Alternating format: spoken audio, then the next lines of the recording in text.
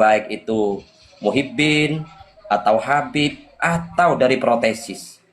Ini ada apa dan kenapa Habib sekarang ini kok malah dicaci, dihina dengan cacian hinaan begitu dahsyatnya? Ini ada apa dan kenapa? Silahkan Anda berkomentar, silahkan Anda bersuara di room saya.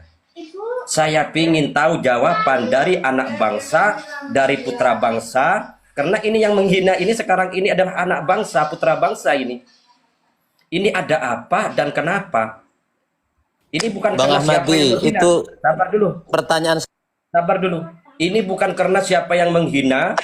yang kedua kok nggak dijawab? Sabar dulu, oke? Nggak dijawab dulu, jangan Kalau sabar dulu, kalau nggak mau saya turunkan kamu. Ini kenapa dan turunkan ada saja apa? kalau nggak mau. Nama Habib kok sekarang dihina, dicaci begitu dahsyatnya. Silahkan dari kalangan apapun, dari pendukung siapapun silahkan naik. Oke, saya ingin tahu jawaban dari Anda. Dulu orang yang dipuja-puja, dibangga-banggakan, sekarang kok malah dicaci sampai ke akar-akarnya. Kenapa dan ada apa terhadap klan Ba'alawi ini? Oke, tepuk tangan dulu, jangan panas, ajak dulu betul, Kang Santri bersarung. Ya, pokoknya Dijawab dulu. saya setuju dengan Ahmadi. statement Farhan. Dijawab dulu yang kedua yang itu, mengatakan jangan nyelimur kau. orang yang menghina itu lebih hina. Di mana dulu Nopel Al-Idrus mengatakan Aliran orang dari yang mana lagi itu kok nggak dijawab-jawab sih? itu Duh, pusing. iblis. Itu iblis. Jadi sekarang sudah terbukti bahwa mereka itu dihina. Iblis saja itu dihina, nggak sampai ke pongkol-pongkolnya, cuma Aliran iblisnya sesat saja. apa lagi kok nggak Tapi dijawab-jawab? ini- Aduh. Tapi ini mereka, ini dari pongkol-pongkolnya sampai kibin-kibinnya yang tidak ada hubungan darah dengan mereka, itu dihina dan terhina. Kenapa? Karena ulah mereka sendiri. Terkait pertanyaan tadi yang mengatakan bahwa benar kalau orang kafir itu jangankan bertemu dengan putri Rasulullah, berkumpul sesama orang mukmin saja itu tidak mungkin karena tempatnya berbeda. Mereka di neraka, orang mukmin itu orang yang beriman di surga, apalagi mau kumpul bertemu dengan Sayyidatah Fatimah. Nggak mungkin betul itu. Cuman Farhan saja yang sengklek, nggak bisa mencerna itu karena sudah didoktrin. Otaknya sudah dibekukan, dia mau dijadikan robot sama junjungannya. Jadi betul, saya setujunya satu sama Farhan dengan statementnya yang mengatakan tadi bahwa orang yang menghina itu kedudukannya lebih hina. Nah sekarang sudah terbukti kehinaan itu. Apa yang mereka hinakan dari dulu, menghina presiden, menghina ulama, 70 ulama, itu ada lebih mulia satu orang Habib, di kakinya satu orang Habib. Ulama itu adalah pengawalnya para Habib. Itu hinaan itu. Bayangkan ulama. Nah sekarang ini mereka terhina. Maka wajar kalau kehinaan itu mulai dari pongkolnya sampai kibin-kibinnya yang tidak ada hubungan dengan mereka, sampai tempat-tempat mereka si lembah Barhut itu. Jadi kurang apa lagi? Cuman kurang kibin ini saja yang kurang mau mencerna, kurang mau berpikir.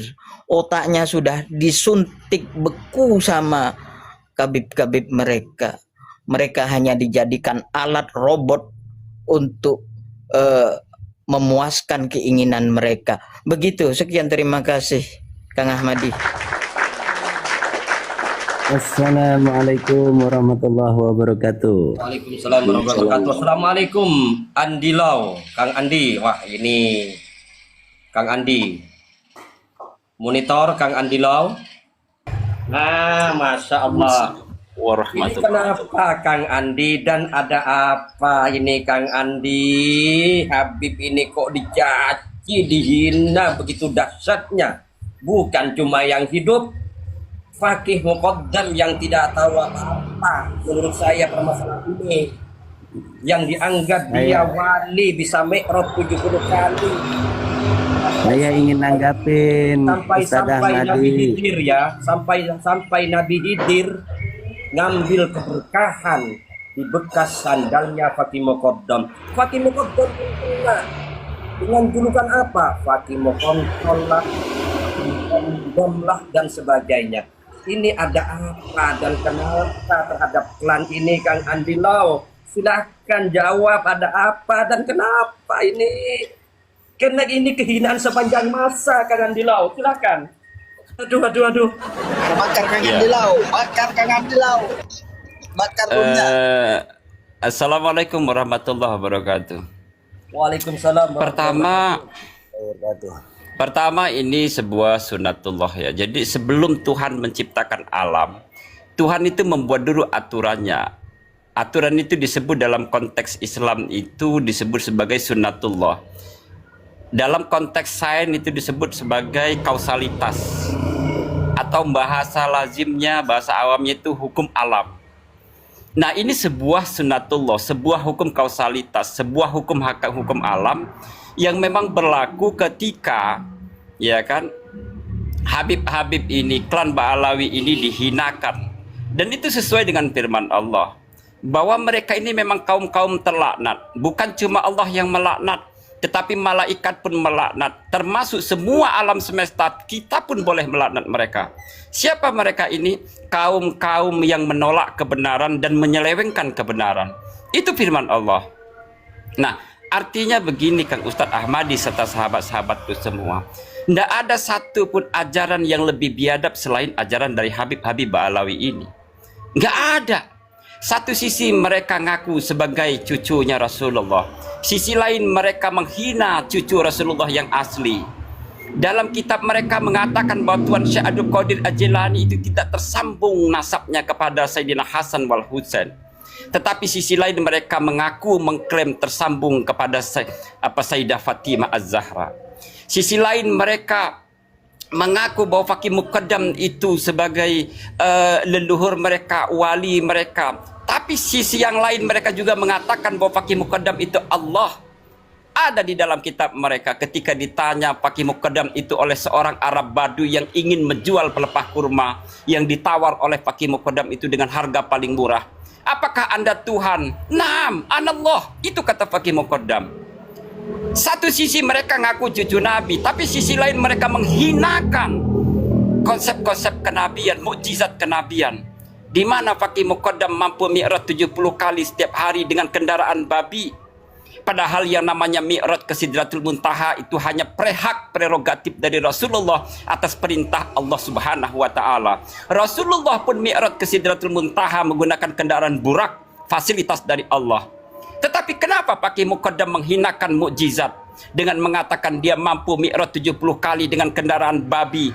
Bahkan babinya pun lebih hafal jalan-jalan di langit sebagaimana hafalnya jalan-jalan di bumi. Satu sisi mereka ngaku sebagai cucu Nabi, tapi sisi lain mereka menghinakan ajaran Kanjeng Nabi. Maka menurut saya Kang Ustadz Ahmadi, sebuah hukum sanksi yang memang harus mereka terima ketika mereka mengajarkan ajaran yang paling biadab di muka bumi. Hari ini mereka mendapatkan laknat dari alam semesta. Itu Kang Ustadz Ahmadi. Yang kedua, bahwa persoalan polemik nasab ini sebetulnya sudah tuntas oleh kajian Kiai Imaduddin Usman Al-Bantani. Penelitian Kiai Imaduddin Usman Al-Bantani itu sudah tuntas membahas baik dari kajian ilmu sejarah Ba'alawi itu tidak ada kitab sejarahnya yang menyatakan Ubaid itu pongkol nasab mereka itu sebagai putra Ahmad bin Isa.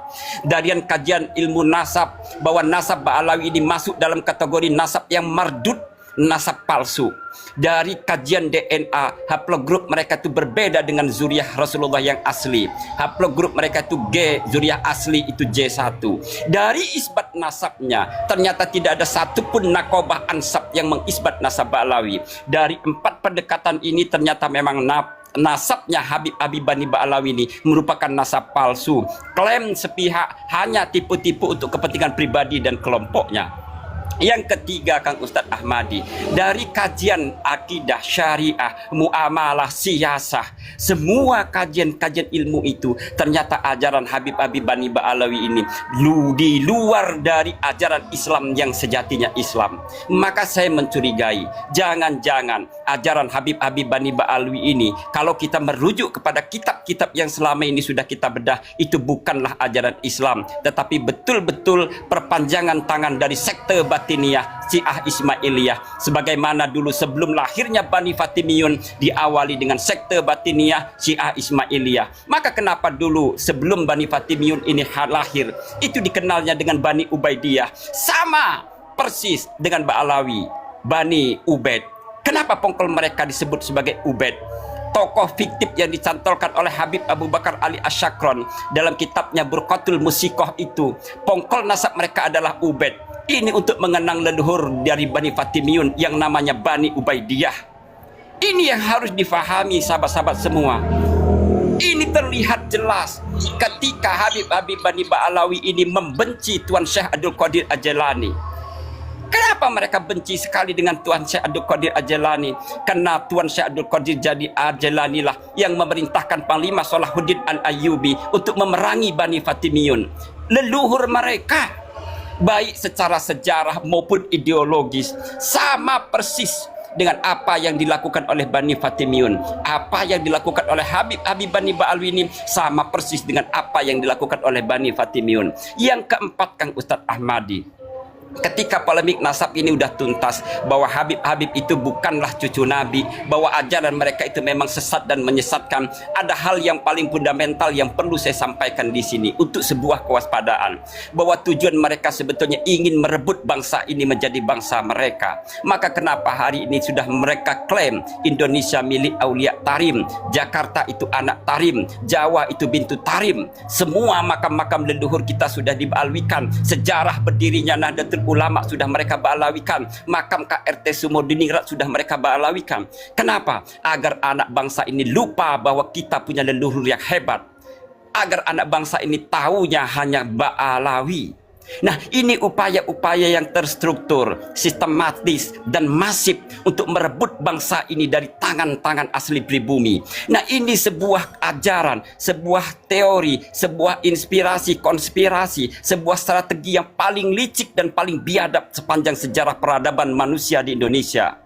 Maka saya meyakini untuk poin keempat ini, bahwa keberadaan Habib Bani Ba'alawi ini merupakan perpanjangan tangan dari penjajah Belanda. Karena apa?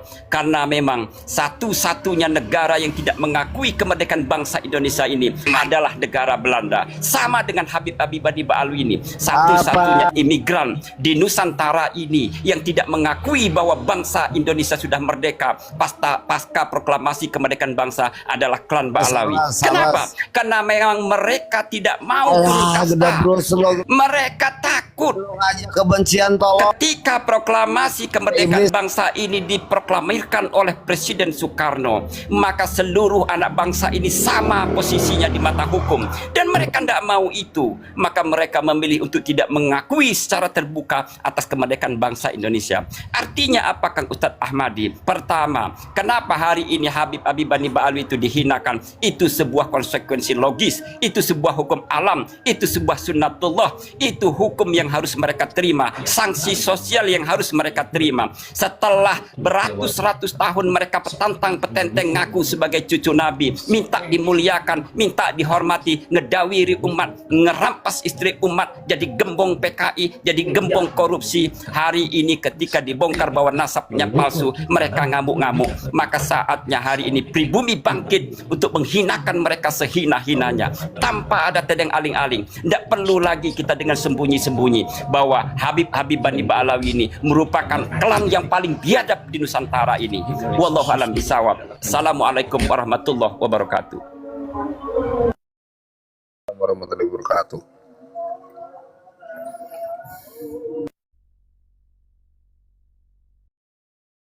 Assalamualaikum warahmatullahi wabarakatuh. Ini punya Kang Ahmadi. Saya itu tidak puas sama sekali dengan tanggapan dari Mas Ahmadi. Mana sih jawaban yang aliran sesat Imaduddin itu kok nggak dijawab-jawab sih? Saya tunggu dari tadi sampai capek ini. Oke, assalamualaikum warahmatullahi wabarakatuh. Oke, saya jawab ya. Saya jawab pernyataan kamu tentang pernyataan Kiai Maduddin bahwa siapapun ulama yang mengisbat nasab alam itu tidak akan bertemu dengan Sayyidah Fatimah. Oke. Pertanyaan saya buat semuanya. Apakah kalau tidak bertemu itu salah? Apakah nak kalau balik tidak bertemu nanya itu sih? gila? Kok balik nanya sih? Saya nggak Jawab nanya dulu. kamu, Farhan. Itu Saya nggak gimana nanya sih? kamu. Nggak Diam salah. nggak bisa diem dah kamu. Nggak Kamu salah. sudah Karena, tanya, kita karena jawab. kamu balik nanya, orang nanya, balik Nggak nanya. salah. Gimana sih? Dia nanya- Saya dia nanya belum selesai. Dia nanya ke orang-orang, bukan nanya ke kamu, Farhan. Sabar dulu. Saya nggak nanya kamu, saya nanya ke orang-orang. Sabar dulu. Kalau orang sabar ngomong dulu, dengerin sabar dulu pakai Biarkan kuping, bukan pakai Kang dengkul. Santredan. Lanjut Kang Santredan. Iya. Apakah dengan tidak ketemu itu hina? Apakah kalau tidak ketemu dengan Sayyidah Fatimah itu kita salah lalu langsung masuk neraka? Pertanyaan itu silakan dijawab nanti teman-teman. Lalu selanjutnya begini, lebih hina, lebih ngawur mana atau lebih kurang ajar mana ketika ada orang lain dari kelompok Ba'alawi yang mengatakan yang tidak percaya nasab Ba'alawi adalah iblis. Sedangkan iblis sudah jelas-jelas terlaknat oleh Allah dan masuk neraka. Ya. Lalu lebih kurang ajar mana dengan Habib yang mengatakan kalau saya tidak malu kepada Allah akan saya padamkan api neraka. Lebih kurang ajar mana saya tanya.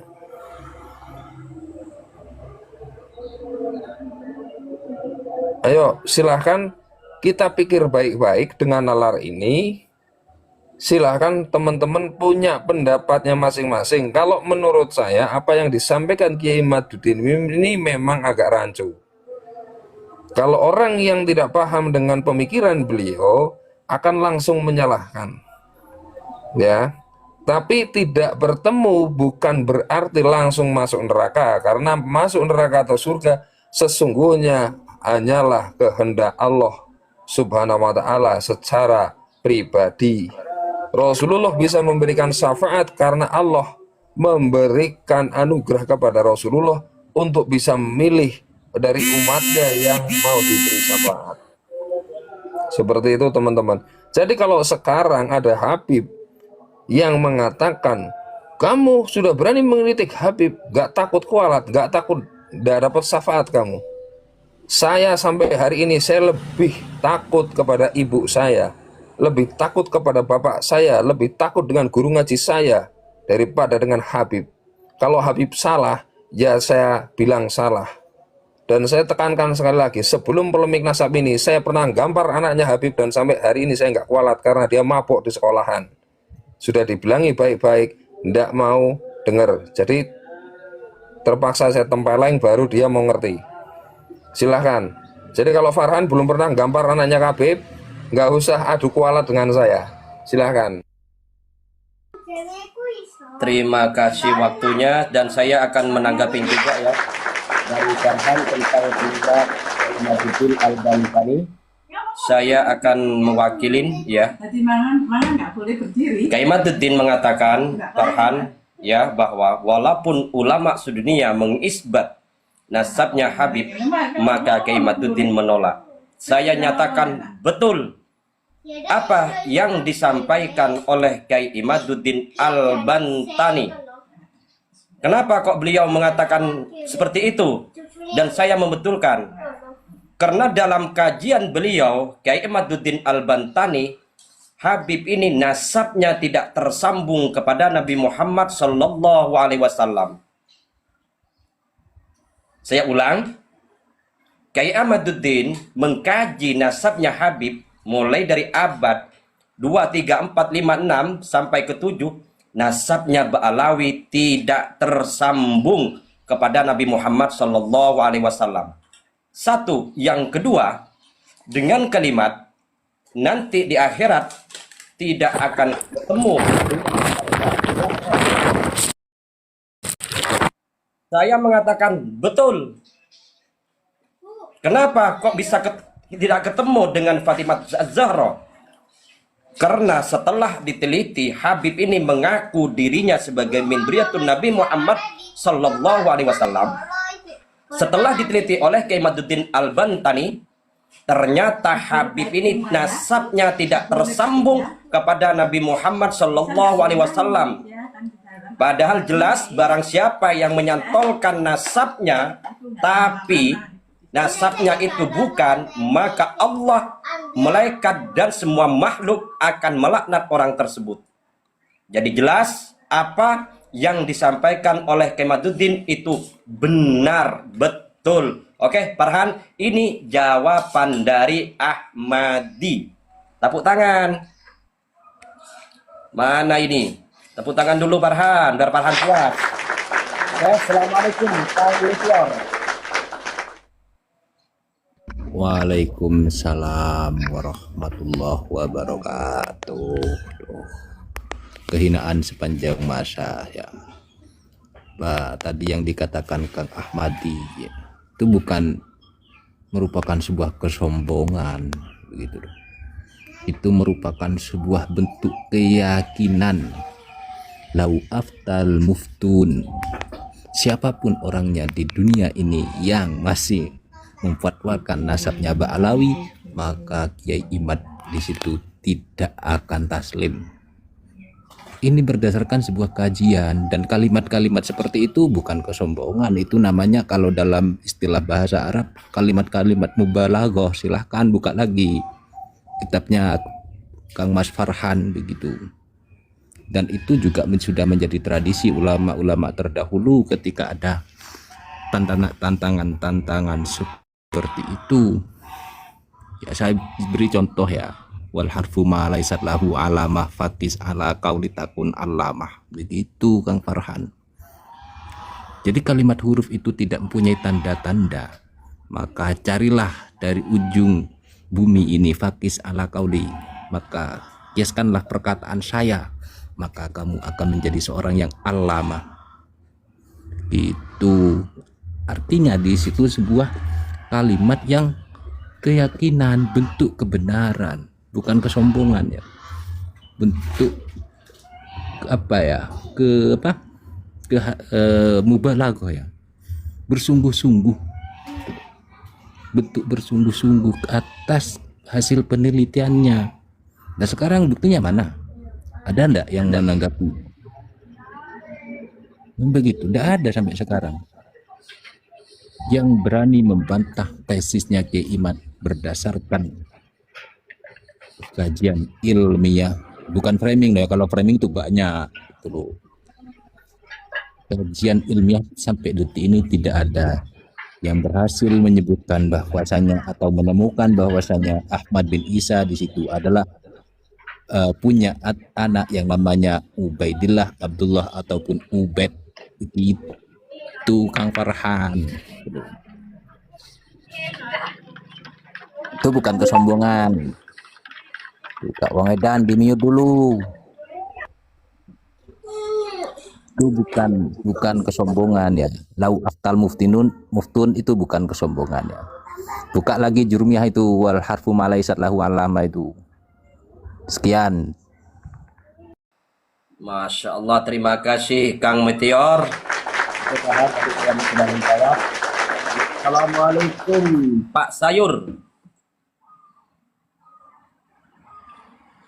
Pak Sayur, monitor. Assalamualaikum. Oh, Pak Sayur lah mungkin lagi sholat atau tidur. Oke, assalamualaikum. Sindang. Monitor Kang Sindang, assalamualaikum. Lihat sampai nanti. Ya, Pak. Boleh main HP ya. Kang Sindang, assalamualaikum monitor. Aduh, kok belatuk tidur gitu. Monggo, Kang Wong Edan, assalamualaikum. Alhamdulillahirrabbilalamin. Assalamualaikum warahmatullahi wabarakatuh semua kawan yang ada di Komal ini. Rabbi syrah li sadri wa yassir li amri wahlul 'uqdatam min lisani yafqahu qawli. Saya mau menanggapi pernyataan atau pertanyaan besar ya, yang mungkin masih mengganjal oleh Kang Farhan mengenai statement dari Kiai Imaduddin Al-Bantani yang mengatakan tadi untuk Kang Farhan, pernyataan yang Anda sampaikan itu ada kekurangannya. Setahu saya, seingat saya, bahwasanya Kiai Imaduddin itu menyatakan begini, walaupun ulama sedunia karena suatu hal mengisbat klan Ba'alawi sebagai duriyah Nabi, saya tetap tidak percaya ya. Perlu digarisbawahi lagi itu yang mengatakan bahwa karena suatu hal, mungkin ulama itu adalah temannya, mungkin ulama itu muhibbinnya, mungkin ulama itu ada suatu hal sama Ba'alawi sehingga dia mengisbatkan Ba'alawi kepada duriyah Nabi. Itu yang dimaksud. Jadi untuk Kang Farhan, lebih jelasnya itu mengenai pernyataan Kiai Imaduddin itu untuk dicerna kembali atau diingat-ingat kembali ya. Seingat saya tuh pernyataan Kiai Imaduddin itu semacam itu, karena suatu hal yang dimaksud itu adalah mungkin ada pertemanan, persaudaraan, atau sebagai muhibbin. Tapi kalau saya pribadi mengatakan, walaupun ulama se-Indonesia, se-Kabupaten Pasuruan ya, tidak akan masuk surga ya jika masih percaya kepada para Ba'alawi sebagai duriyah Nabi tanpa bukti ya, digarisbawahi ya Kang Farhan, tanpa bukti mempercayai duriyah Ba'alawi kepada tersambung kepada Nabi Muhammad SAW, menurut almarhum Gus Dur bahwa ulama itu akan ruh dan sukmanya akan tersesat ya, bahwa di dalam syairnya Gus Dur mengatakan ruh dan sukma seseorang atau ulama bisa tersesat ketika ia menjadi pengikut duriyah yang palsu. Terima kasih. Izin menanggapi wong edan iki.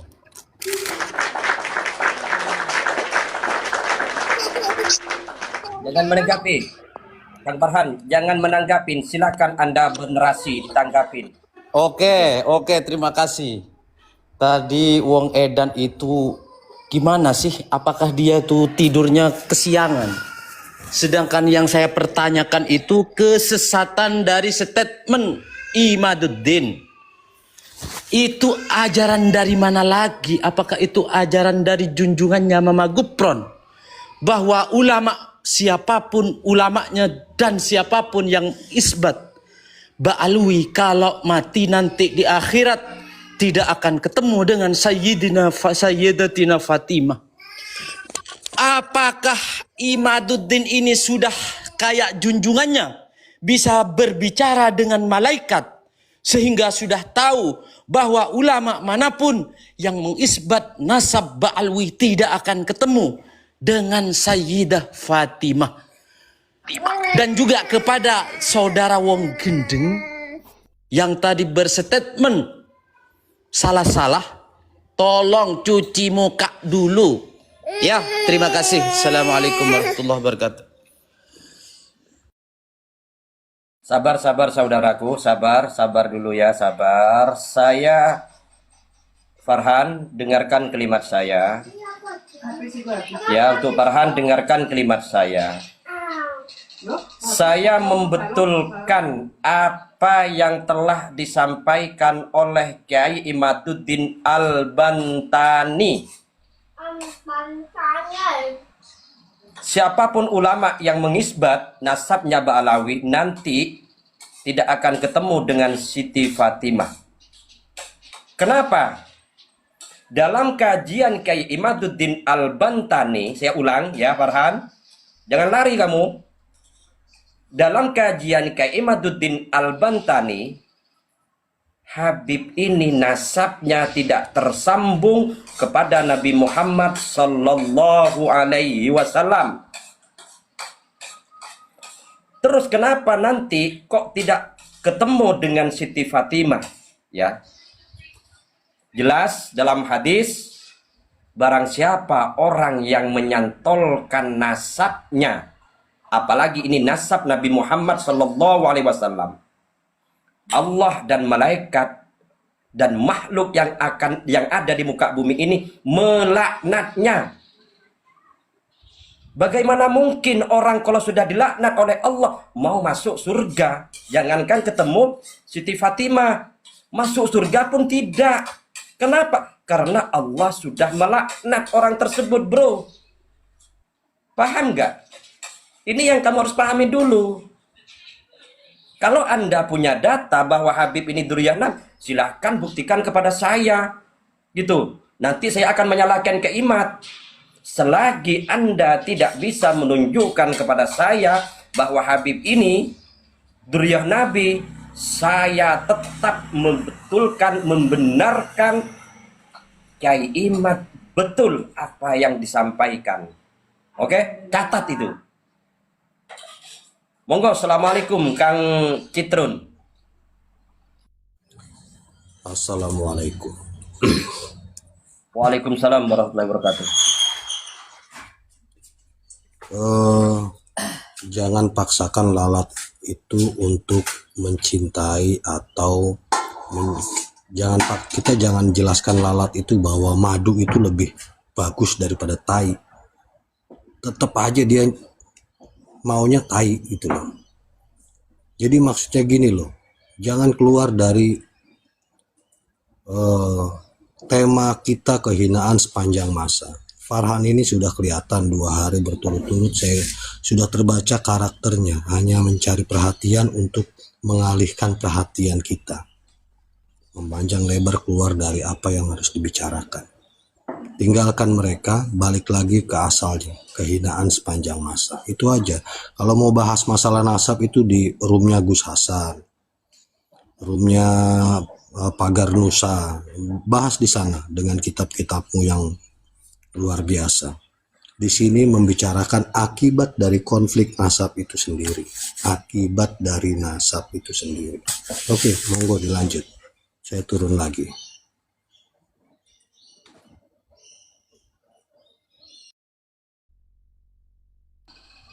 Assalamualaikum warung pojok Mbak Sri. Waalaikumsalam, Gus. Ya, saya nyimak mawon, baru gabung, takutnya salah. Warung pojok Mbak Sri ini ada di mana ini? Ada di Nakli atau di mana? Nolongan. Mojokerto, Jawa Timur. Oh, Mojokerto. Oke, saya kembalikan lagi kepada ini ya. Monggo Kang Santri Edan. Santri Bersarung. Ya begini Hos, pernyataan Kiai Imaduddin itu sudah sesuai dengan dalil. Manintasaba ila ghairi abihi wa huwa ya'lamu ghairi abihi fal jannatu alaihi haram. Maka haram bagi orang-orang yang mencantolkan nasabnya kepada selain bapaknya itu. Jangankan bertemu dengan Sayyidatu Fatimah, ke surga saja mereka tidak. Itu yang pertama. Yang kedua, sesuai juga dengan hadis Nabi, man kadzdzaba alayya muta'ammidan falyatabawwa maq'adahu minan nar. Barang siapa orang yang berdusta, ini loh, kata hadis itu hanya mengatakan dusta dengan mengatasnamakan Nabi, tapi klan ini mendustakan nasabnya, bukan hanya perkataannya, tapi nasabnya, zatnya Rasulullah yang didustakan. Maka betul kalau Kiai Imaduddin itu mengatakan bahwa orang-orang yang mengisbatnya sudah ada dalilnya, sudah ada hadisnya, ini nggak akan bertemu. Jangankan bertemu Siti Fatimah, ke surga saja enggak mereka ini. Itu yang ingin saya. Sebenarnya kita nggak mau lari dari tema kita pada kali ini, kehinaan sepanjang masa ini. Kalau menurut saya, Ini sudah bukan lagi kehinaan, tapi sudah merambah kepada azab. Kenapa kok bisa merambah kepada azab? Sudah banyak buktinya yang diajak mubahala Kang Ahmadi. Kalau masih Farhan ini masih juga bersikukuh dengan keyakinannya, coba silakan mubahalah sekarang dengan Kang Ahmadi. Apakah berani? Silakan. Karena takut diadab, dia juga takut nanti itu. Sudah banyak buktinya. Jadi memang kehinaan ini terjadi karena mereka itu berbohong, bukan mengatasnamakan ucapan Rasulullah, tapi berbohong sudah menggunakan zat Rasulullah, menyantolkan nasabnya ke zat nasab suci, nasab mulia Rasulullah Shallallahu Alaihi Wasallam. Jadi wajar kehinaan ini, bahkan mereka ini lebih hina daripada sehina-hinanya makhluk yang ada di muka bumi ini. Dari abad sebelumnya sampai abad sekarang tidak ada yang sehina-hina seperti ini. Sekian, terima kasih Kang Ahmadi. Saya izin turun dulu Kang Ahmadi. Monggo, assalamualaikum Kang Andilau atau Kang Popi dulu ya. Monggo Kang Popi. Oke. Jadi bagi saya menghina mereka itu adalah hal yang wajar dan sangat dianjurkan. Karena apa? Ketika mereka berteriak-teriak menghina presiden, menghina Gus Dur, bahkan menghina siapapun yang tidak sependapat dengan mereka, mereka semakin jumawa karena tidak ada yang berani menentang mereka. Mereka semakin merasa paling hebat di dunia ini karena mereka mengatakan kami ini juriyah Kanjeng Nabi. Tidak akan ada yang berani menegur dan mengkritik kami. Sampai-sampai mereka mengatakan bahwa Kanjeng Nabi Ali bin Abi Thalib dan Husaid Husain belajar nahu. Penghinaan terbesar yang mereka lakukan terhadap Kanjeng Nabi dan kepada Allah yang mampu memadamkan api neraka. Bahkan Allah harus minta izin untuk menurunkan bala.